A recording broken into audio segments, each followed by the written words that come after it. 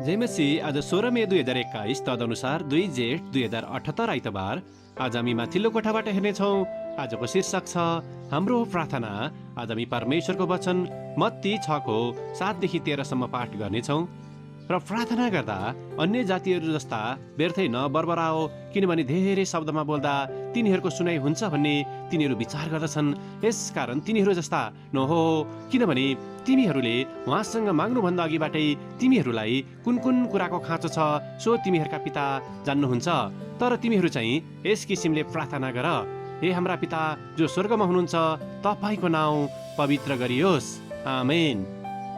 रोमी 12:2 लेखक यहाँ जोड दिनुहुन्छ, यस संसारको ढाँचामा नचल, तर आफ्नो मनमा नयाँ भई पूर्ण रूपले परिवर्तित हो र परमेश्वरको असल, ग्रहणयोग्य र सिद्ध इच्छा के हो त्यो तिमीहरूले जाँच्न सक। आमेन। लेखक आफ्नो अनुभव र विचारलाई यहाँ यसरी प्रस्तुत गर्नुहुन्छ। हरेक दिन गरिने आफ्नो प्रार्थनाको समयमा म आफ्नो उपासनाको अन्त्य येशूको प्रार्थनाद्वारा गर्ने गर्दछु।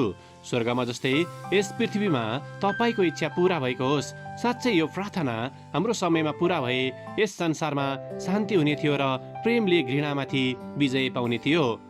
त्यहाँ न्याय हुने थियो, हरेकको योग्यता र मोलको पहिचान हुने थियो, साथै सङ्घर्ष र विभाजन ल्याउने हरेक कारणहरूको अन्त्य हुने थियो।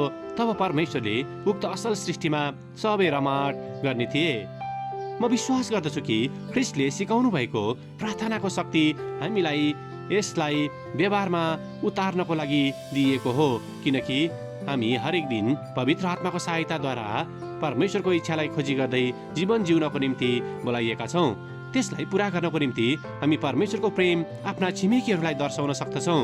असल न्यायको निम्ति हामी हाम्रो समुदाय र देशको निम्ति कार्य गर्न सक्दछौँ, अथवा पूर्वाग्रही व्यवहारहरू देख्न साथ हामीले तिनलाई मेटाउने प्रयास गर्न सक्दछौँ, या परमेश्वरको सृष्टिको उपहारलाई भावी पिँढीहरूको निम्ति जोगाउनको निम्ति हामी कार्यहरू गर्न सक्दछौँ।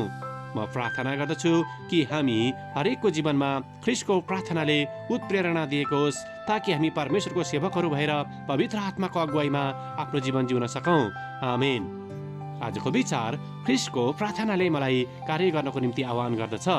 प्रार्थना। प्यारो प्रभु, तपाईँले सिकाउनु भएको प्रार्थना हरेक दिन हाम्रो ओठबाट गुन्जिएको होस् र त्यसबाट हामी आफ्नो दैनिक व्यवहारलाई निर्देशन गर्न सकौँ, किनभने तपाईँको इच्छा पुरा भएको होस्। येशूको नाउँमा आमेन। आजको लेखक डोनाल्ड हम्फ्यान, नर्थ क्यारोलिना, अमेरिका। आजको प्रार्थनाको विषय संसारमा न्याय र शान्ति छाएको होस् भनी।